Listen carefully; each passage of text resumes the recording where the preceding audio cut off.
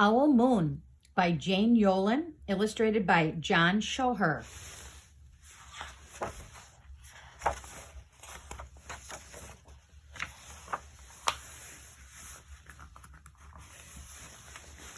It was late one winter night, long past my bedtime, when Pa and I went owling.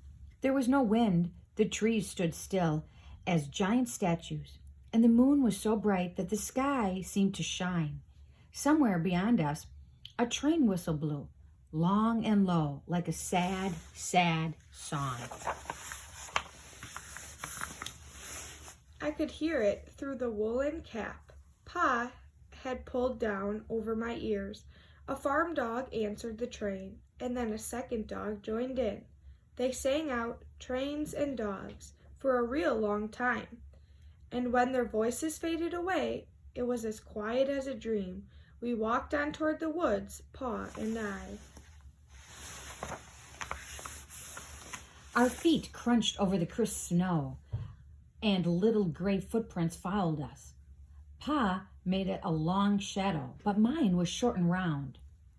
I had to run after him every now and then to keep up, and my short, round shadow bumped after me. But I never called out. If you go owling, you have to be quiet, and that's what Pa always says. I had been waiting to go owling with Pa for a long, long time. We watched the line of pine trees, black and pointy against the sky, and Pa held up his hand. I stopped right where I was and waited. He looked up as if searching the stars, as if reading a map up there. The moon made his face into a silver mask. And then he called, "Whoo! Whoo! Whoo! Whoo! Whoo!" The sound of a great horned owl. "Whoo! Whoo! Whoo! Whoo! Whoo!"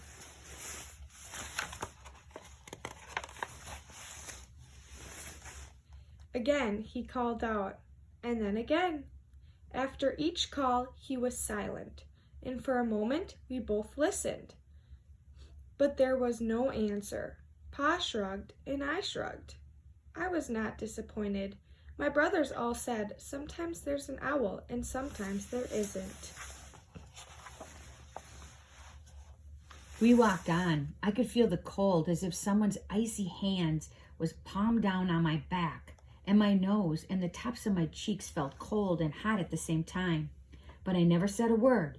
If you go owling, you have to be quiet and make your own heat.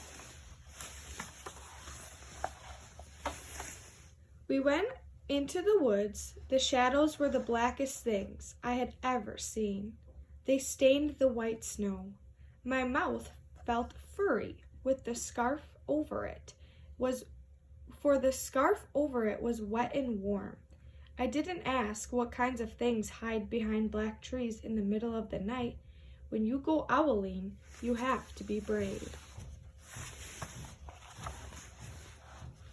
Then we came to a clearing in the dark woods. The moon was high above us. It seemed to fit exactly over the center of the clearing, and the snow below it was whiter than milk in a cereal bowl.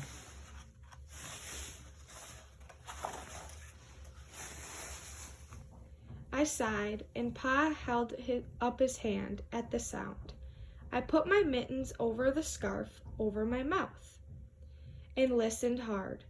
And then Pa called, "Hoo, hoo, hoo, hoo, hoo, hoo, hoo, hoo, hoo, hoo."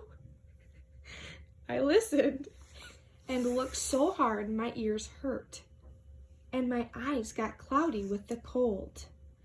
Pa raised his face to call out again, but before he could open his mouth, an echo came threading its way through the trees. "Hoo, hoo, hoo, hoo, hoo, hoo."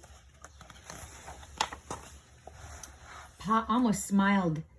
Then he called back, "Whoo, whoo, whoo, whoo, whoo," as if he and the owl were talking about supper or about the woods or the moon or the cold. I took my mitten off the scarf, off my mouth, and I almost smiled too. The owl's call came closer from high up in the trees on the edge of the meadow. Nothing in the meadow. The owl's call came closer from the high up in the trees on the edge of the meadow. Nothing in the meadow moved. All of a sudden, an owl shadow, part of the big tree shadow, lifted off and flew right over us. We watched silently with heat in our mouths, the heat of all those words we had not spoken. The shadow hooted again.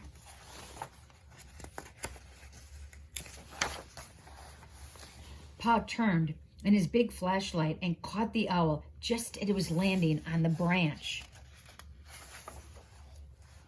For 1 minute, 3 minutes, maybe even 100 minutes, we stared at one another. The owl pumped its great wings and lifted off the branch like a shadow without a sound. It flew back into the forest. "Time to go home," Pa said to me. I knew then I could talk. I could even laugh out loud. But I was a shadow as we walked home. When you go owling, you don't need words or warm or anything but hope. That's what Pa says. The kind of hope that flies on silent wings under a shining owl moon. Grace and I hoped you enjoyed our book, Owl Moon.